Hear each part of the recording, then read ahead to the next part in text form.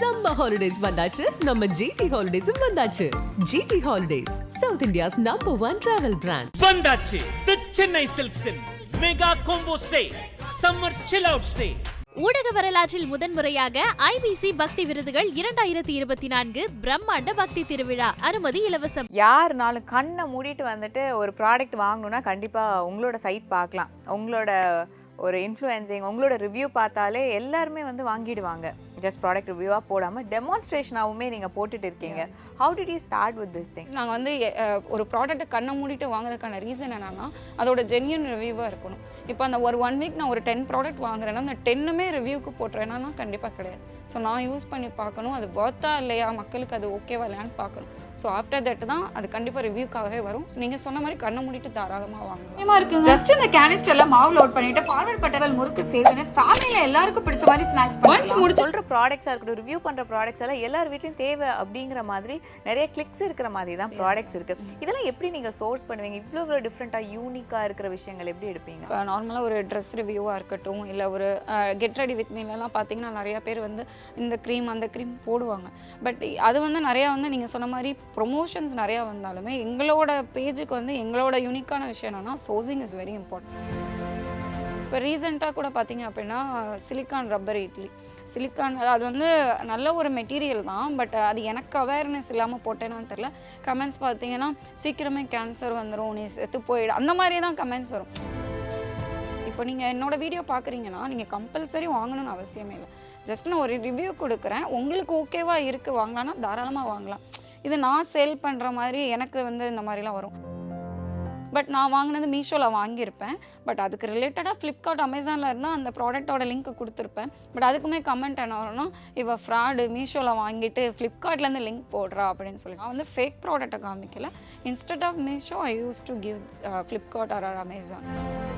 ஏன்னா ஒரு ரிவ்யூ போடுறதுக்கு கண்டிப்பாக நாங்கள் ஒரு மந்த்லி ஒரு 10,000 to 15,000 கண்டிப்பாக பே பண்ணி தான் வாங்குவோம். அதுவே எங்களுக்கு ஒரு லாஸ்ன்னு சொல்கிற மாதிரி இருந்தது. அப்படி பார்த்தா அப்ராக்சிமேட்டாக நீங்கள் எவ்வளோ மந்த்லி earn பண்ணுறீங்க? அப்ராக்சிமேட்டுன்னு சொல்ல முடியாது. Before July I was 0. ஒரு மந்த்லி ஒரு ஸ்கூலுக்கு போனால் ஒரு சேலரி வாங்குகிற பொண்ணு தான் நான். இந்த 1 இயராக தான் ஜென்ரேட் ஆகிருக்கு. லாஸ்ட்டு ஜூலை தான் ஸ்டார்ட்.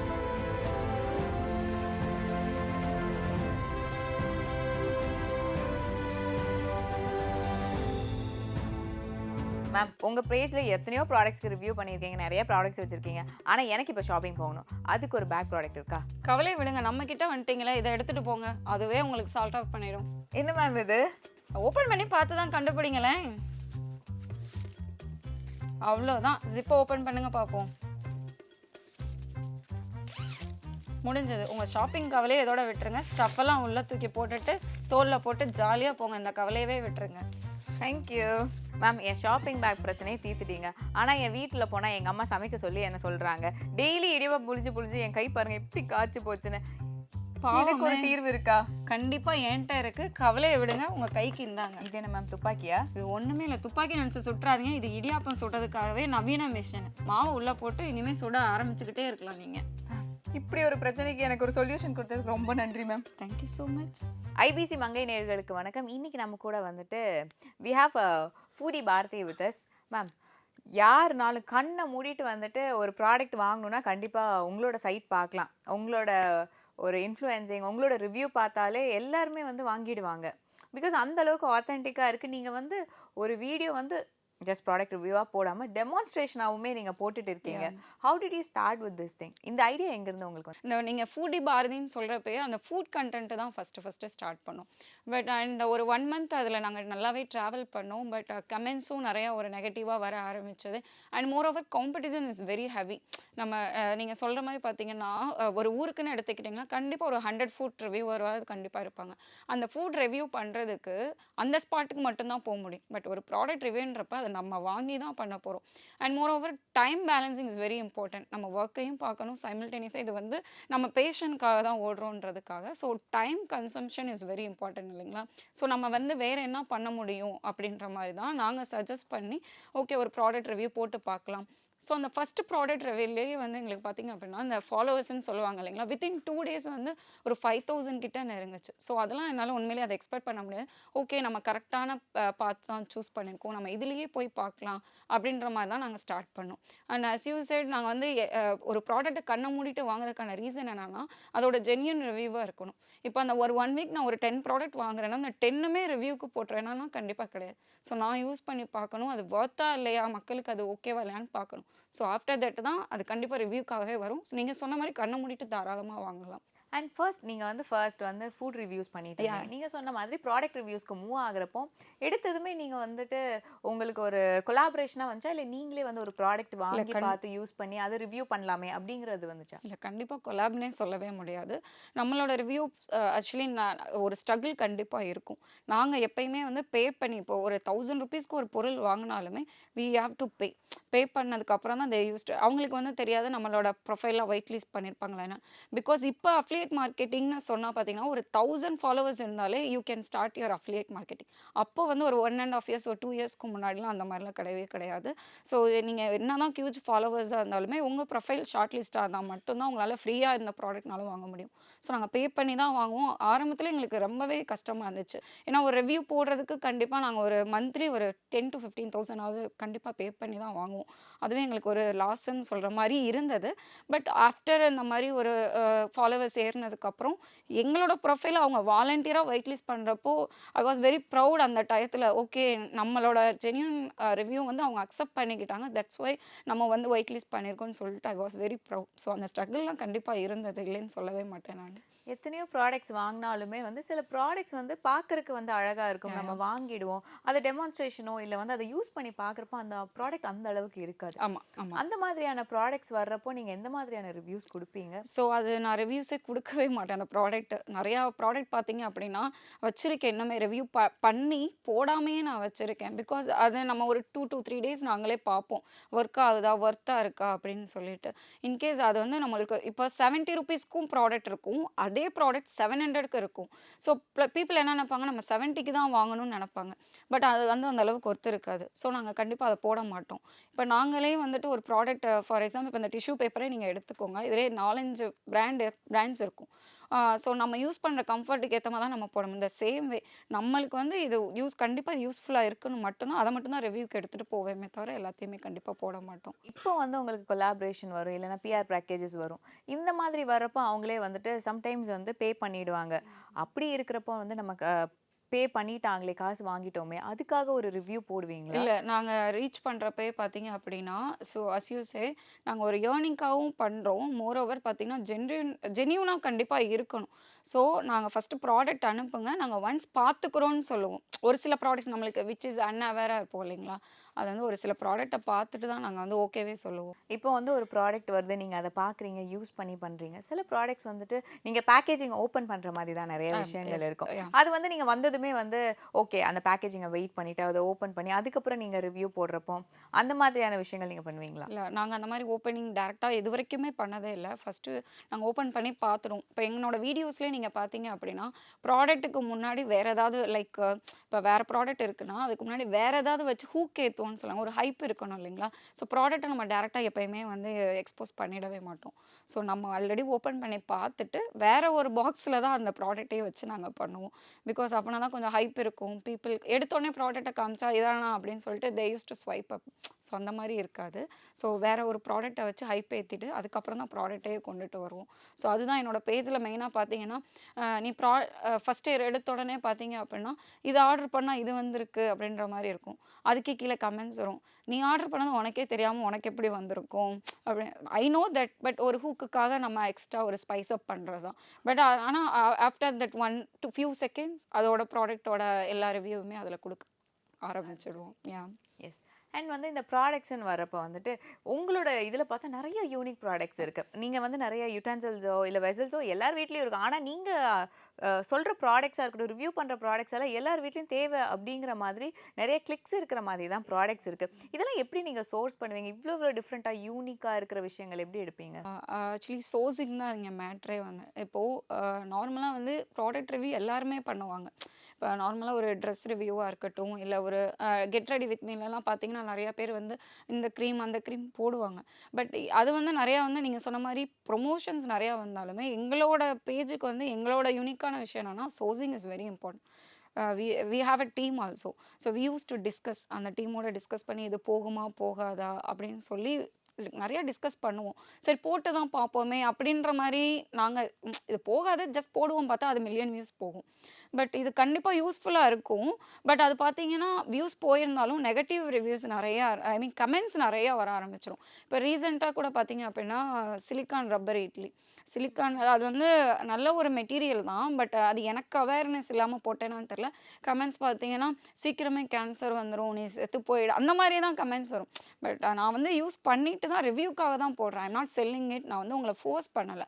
இந்த ஒரு மார்க்கெட்டில் ப்ராடக்ட் இருக்குது, அதை நான் இன்ட்ரடியூஸ் பண்ணுறேன், அவ்வளோதான். அது வந்து இப்போ நீங்கள் என்னோட வீடியோ பார்க்குறீங்கன்னா நீங்கள் கம்பல்சரி வாங்கணும்னு அவசியமே இல்லை. ஜஸ்ட் நான் ஒரு ரிவ்யூ கொடுக்குறேன், உங்களுக்கு ஓகேவா இருக்குது வாங்கலாம்னா தாராளமாக வாங்கலாம்.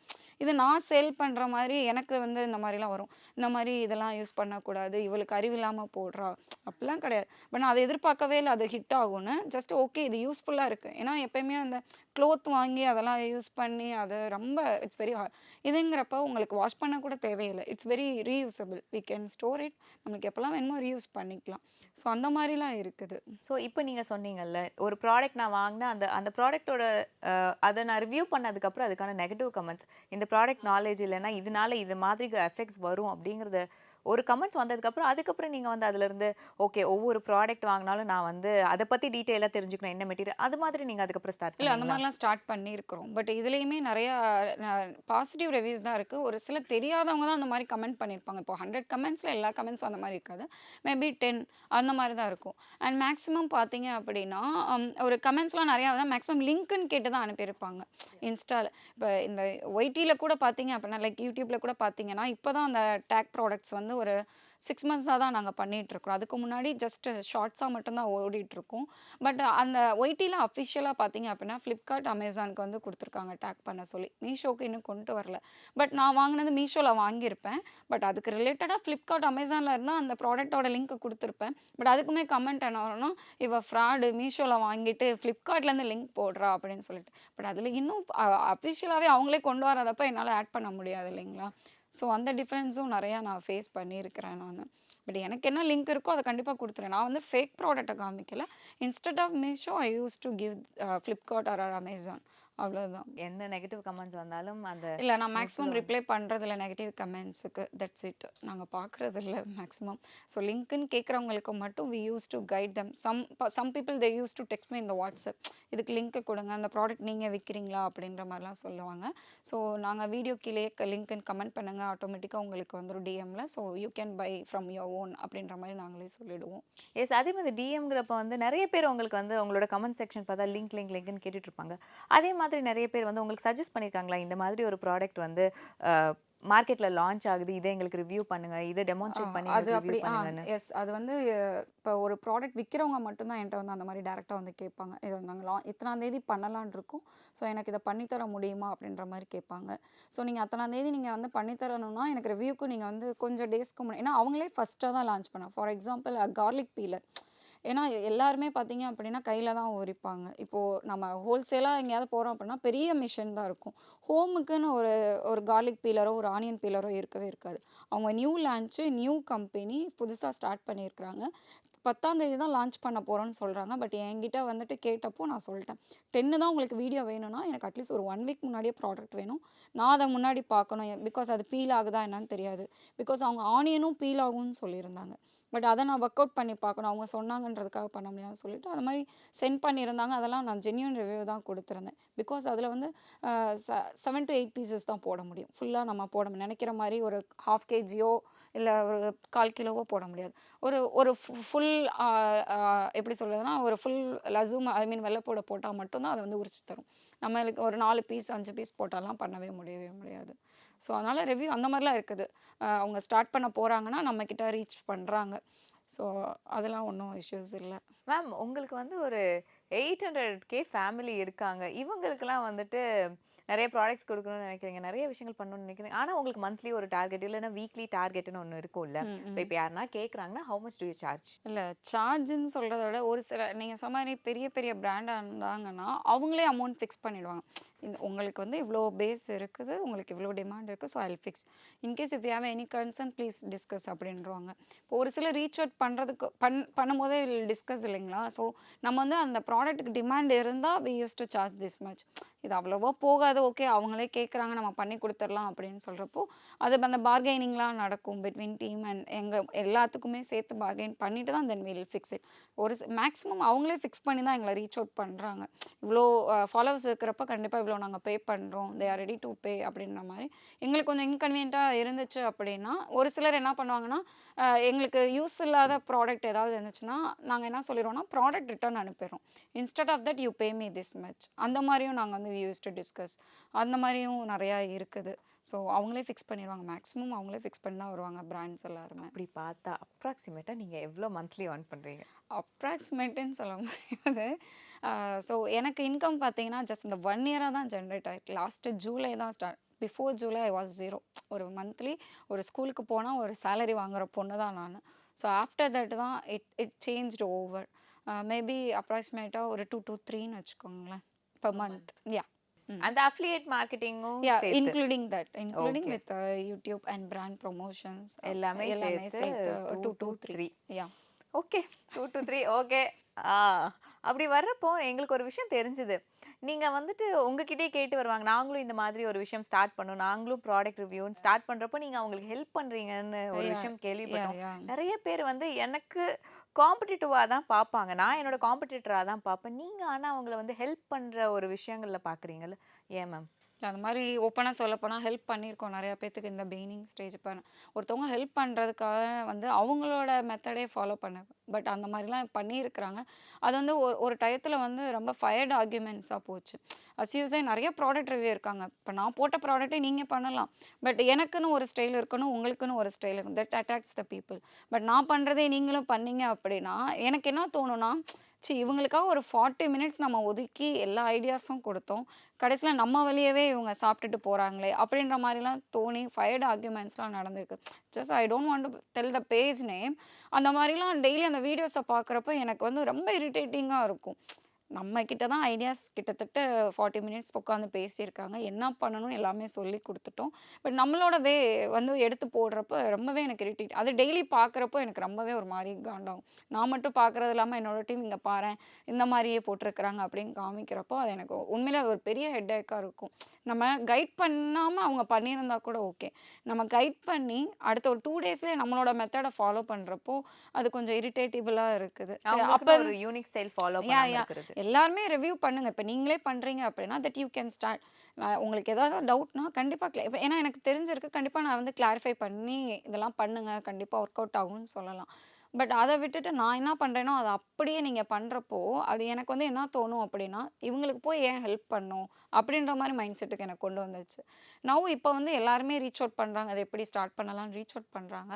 பட் நாங்கள் வந்து அந்தளவுக்கு இப்போ பண்ணுறது இல்லை. பிகாஸ் அதான் நம்ம வந்து ஹெல்ப் பண்ணி திரும்பி நம்மளை மாதிரியே பண்ணி நம்மளை டவுன் பண்ணுறதுக்கு நம்ம வழியிலேயே போகலாம். வேணும்னா அவங்க நம்ம பேஜ்லேருந்து ஏதாவது ரெஃபரன்ஸ் எடுத்துக்கலாம்னு சொல்லிட்டு வி ஸ்டாப்ட் இட். சரி, இது யாருமே வாங்குறதே இல்லை, நீடு இருந்தால் தான் வாங்குறாங்க. இப்போ நீடு எங்கே அதிகமாக இருக்குன்னா ஹோம் பேஸ்ட், விச் இஸ் ஒரு டீசென்ட் லுக்கில் தான் பண்ணுறேன், ஒரு ஆக்வர்டான ட்ரெஸ்லையோ அந்த மாதிரிலாம் பண்ணதில்லை. ஸோ நம்ம நல்லா தானே பண்ணுறோம், இது ஏன் இவங்களுக்கு இந்த மாதிரி தோணுது அப்படின்ற மாதிரி இது நார்மலாக தான் நான் பார்க்குறேன். அதை வந்து பேலன்ஸ் பண்ணி போகிறது தான் ரொம்ப கஷ்டம். லைக் நீங்கள் சொன்ன மாதிரி இருக்கிறது ரொம்ப rural ஏரியாங்களா, they used to talk a lot, but I never mind. ஒரு பொண்ணு காலேஜுக்கே போகாமல் வீட்டில் இருந்தே படித்து ஓரளவுக்கு வந்து நாலேஜ் கெயின் பண்ணி அவளோட டேலண்டால் மட்டுமே இங்கே இருக்க முடியும்னா கண்டிப்பாக அது வந்து நான் தான் சொல்லுவேன்.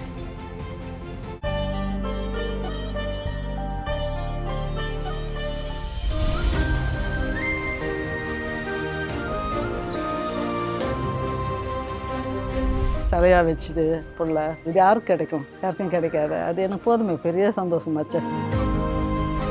அன்னையர் தின வேலையில் வந்து ஒரு புள்ள எங்கள் அம்மா எனக்கு வாழும் தெய்வம் அப்படின்னு சொல்லி கோவில் கட்டி உட்கார வச்சுருக்காங்க அப்படின்னு சொல்லி சொன்னால் ரொம்ப சந்தோஷமாக இருக்குது. இருக்கும் போதே தாய்க்கு பண்ணணுமா, இல்லாதப்போ செஞ்சு என்ன பிரயோஜனம் அப்படின்னாரு.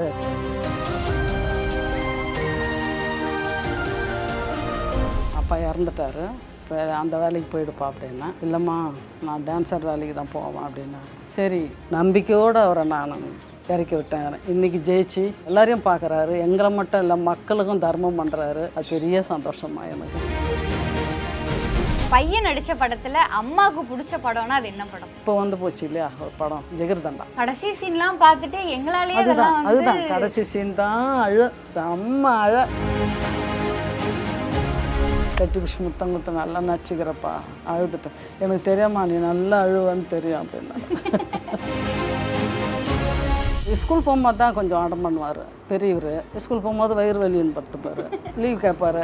இல்லை போய் தான் ஆகணும்னு சொல்லி போட்டு யூனிஃபார்மை போட்டு குளிக்கும் போதும் போகும்போதும் வரும்போதும் ஒரே டான்ஸு தான் பண்ணி இருப்பார். ஆடுவான் டேப் ரிகார்டில் பாட்டை போட்டான், கால் வலிக்குதுன்னு படுத்துருவான். நைட்டில் தூங்கவே மாட்டான், போட்டு காலை பிடிச்சி அழுத்தின்னு இருப்பேன். அவ்வளோ டான்ஸ் பைத்தியம், டான்ஸ் இன்ட்ரெஸ்ட். புது பாட்டெலாம் பாடுமா அது அனுவார், பழைய பாட்டு பண்ணால் அம்மா அனுவார். பெத்தா இந்த மாதிரி ஒரு பிள்ளைய பெக்கணும்னு சொல்லி மாஸ்டர் கை காட்டி சொல்லும்போது ஒரு அம்மாவா அந்த இடத்துல உங்களுக்கு எவ்வளோ பெருமையாக இருக்கும்? எத்தனை ஜன்மம் எடுத்தாலும் இது போல் கிடைக்காது. எனக்கு ரொம்ப சந்தோஷப்படுறேன். முதியோர் இல்லத்துக்கு அனுப்புகிற பிள்ளைங்கள சொல்கிறேன், உங்கள் பெற்றவங்களே நீங்கள் அனுப்புகிறீங்க இல்லையா, உங்கள் பிள்ளைங்க மறுபடியும் சொல்கிறேன், உங்களை அனுப்பிடும். நான் உங்கள் பெற்ற அம்மாவாக இருந்த உங்களுக்கு புத்தி சொல்கிறேன், தயவு செஞ்சு அதை செய்யாது.